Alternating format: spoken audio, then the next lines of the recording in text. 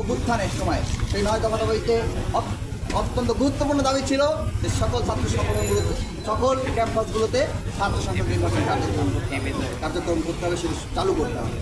কিন্তু আজকে 10 মাস অতিবাহিত হয়ে গিয়েছে, বিশ্ববিদ্যালয় প্রশাসনের পক্ষ থেকে টাল বাহানা করে বিভাগ কীভাবে সময় ক্ষেপণ করা যায়, কাল ক্ষেপণ করা যায়, সেই ধরনের একটা প্রচেষ্টা আমরা গত 10 মাস ধরে দেখতে পেয়েছি। অবশেষে তারা আজকে একটি নির্বাচন কমিশন গঠন করেছেন। আমরা সেই নির্বাচন কমিশন গঠনকে সাধুবাদ জানাই এবং আমরা আজকে তারা যে অবশেষে শিক্ষার্থীদের দাবিটাকে কিছুটাও মেনে নিয়েছেন, কিছুটা হলে তাদের চাওয়াকে মূল্যায়ন করেছেন, সেটাকে আমরা সাধুবাদ জানাই এবং একই সাথে দাবি জানাচ্ছি যে কাল বিলম্ব না করে দ্রুততম সময়ের মধ্যে ডাকসু নির্বাচনের তফসিল ঘোষণা করা হবে।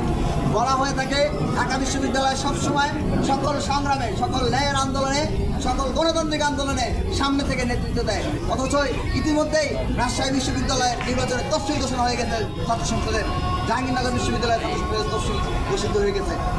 ডাকসুর তফসিল নিয়ে আমরা এখন পর্যন্ত কোনো পদক্ষেপ আমাদের চোখে পড়ে নেই। আমরা প্রশাসনের কাছে আহ্বান জানাবো ঢাকা বিশ্ববিদ্যালয়ের সম্মান রক্ষার্থে দ্রুততম সময়ের মধ্যে কাল বিলম্ব না করে ডাকসু নির্বাচনের তফসিল ঘোষণা করবেন, এই আহ্বান জানিয়ে আমার বক্তব্য করতে একটা প্রশ্ন আছে।